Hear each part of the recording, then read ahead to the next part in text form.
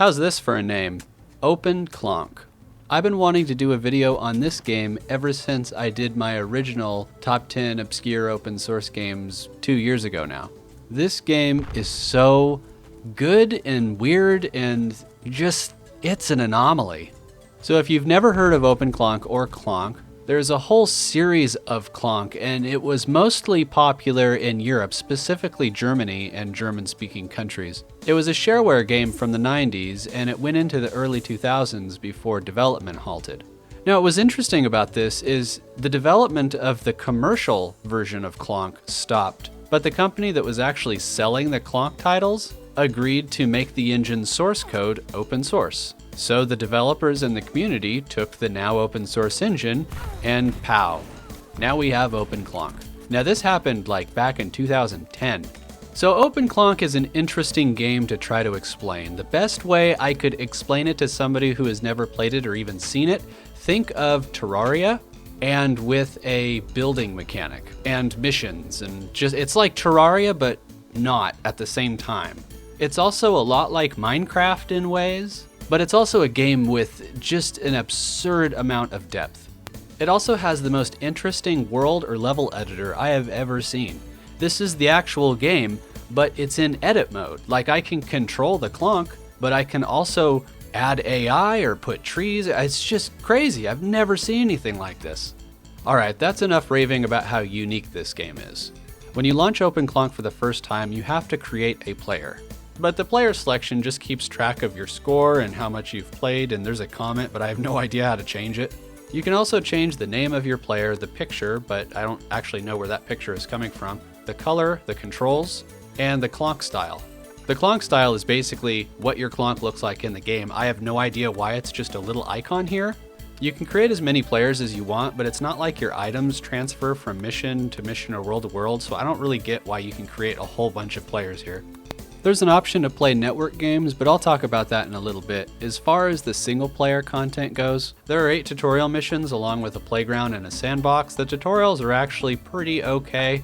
I'd say that they do a good job of kind of getting you used to the overall gameplay, but as far as teaching you how to do more complicated stuff like build secure tunnels and build like structures or even a town, it doesn't really help there, to be honest. There's also a whole bunch of interesting missions. There's this one called Deadly Grotto where you're supposed to return a statue's head, and as you can imagine, you're supposed to kind of dig all around the world map to try to find where the head is, and there's all these obstacles, like here I just dug out a whole bunch of acid, I didn't know that's what it was. For this mission I started with 2 Clonks, the acid immediately killed my first Clonk, and I wound up dying to the acid, but I was able to respawn, but it respawned me in the acid again, so kinda weird. And there's this other mission where you fall into this big canyon and you have to dig yourself out.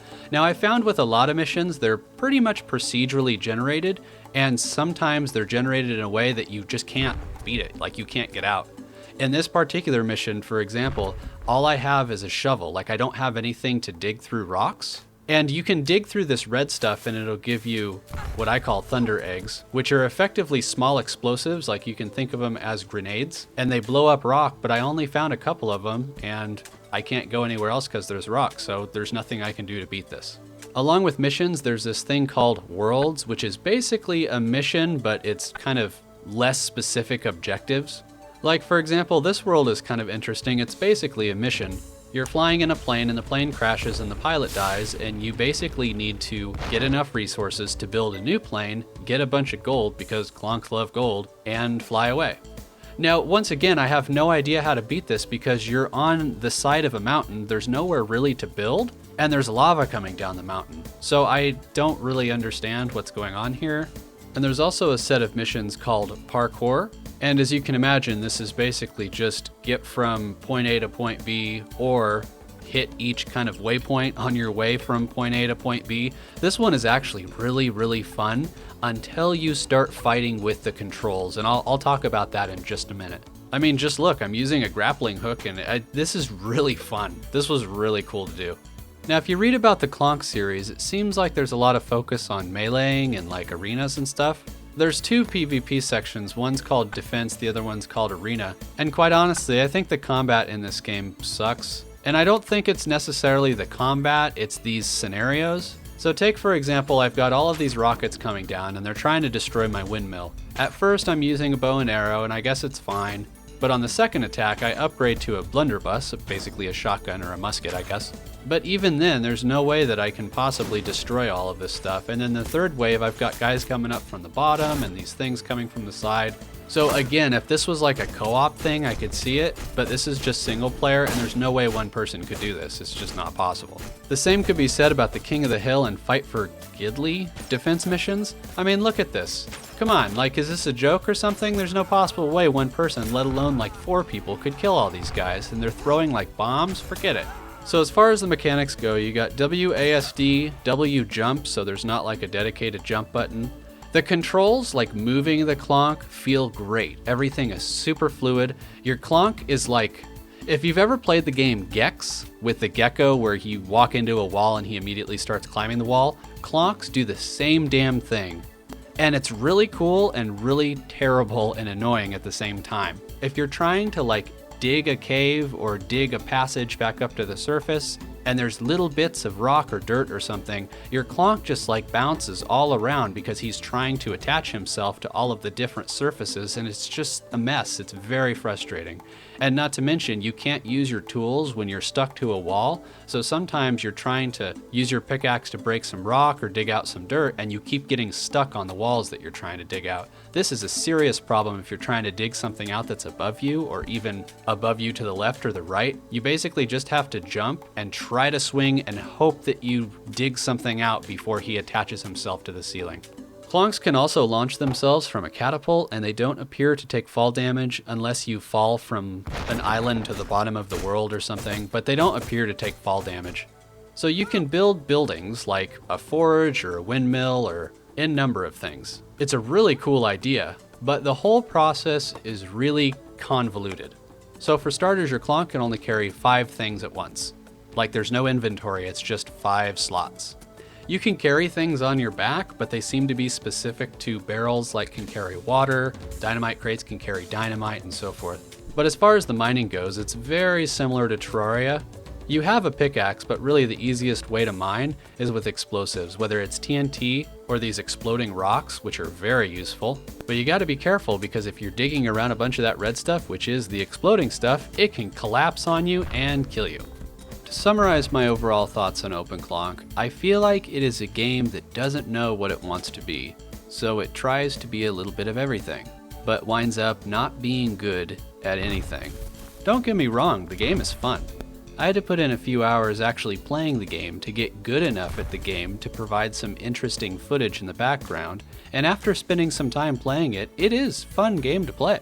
But I remember when I first played it to capture some footage for that top 10 video 2 years ago now, just after playing a couple tutorials, I was like, nope, this game is odd and I don't want to learn it and figure out how to play it. But it was interesting enough that I wanted to come back and talk about it. If you want to put time into learning how to play it and get good at like the moving controls and mining and building, then yeah, it's great. But it has a really weird learning curve. It seems like the original Clonk series was focused around cooperative or competitive play, basically multiplayer. There's actually an OpenClonk league of what I'm assuming are hardcore players that compete and stuff, which looks really cool. I can see this game being super fun playing multiplayer with more people. But when I went to start network game, it said internet server on league.openclonk.org, no games found. And even when I click internet and hit reload, nothing comes up. So given that there's like an active league and stuff going on, I'm assuming that there's people out there playing OpenClonk multiplayer, but for whatever reason it didn't work out of the box for me. I wasn't able to find a clean and easy way of hosting a server, let alone a dedicated server. It appears that you have to like compile it and basically roll it all yourself. As far as hosting your own OpenClonk server, you could host it locally or you could host it in a cloud provider like Linode.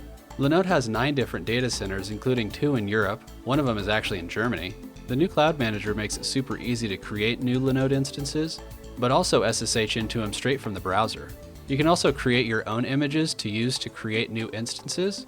So for example, you could create a new Linode instance, install your OpenClonk dedicated server in it, and then save that image so that when you create new servers, you can use that image and already have an OpenClonk dedicated server installed and ready to go. Either way you do it, OpenClonk looks like it'd be a lot of fun playing multiplayer, either competitive or co-op, and it's unfortunate I didn't get the chance to do it. Like most open source games, it's available for pretty much every platform out there. Windows, Mac, Linux, it's most likely in your software repositories, and I'm pretty sure it's available as a Flatpak. It's a cool game, and if it looks like it's your style, try it out. I hope you enjoyed this video, and if you did, be sure to leave a like, comment, subscribe. Check the description for more info about this video, and info about how to support the channel. If you want to check out Linode, you can use my referral link, linode.com/EG. Get 20 bucks credited to your account for signing up. I appreciate all your support, and thanks for watching.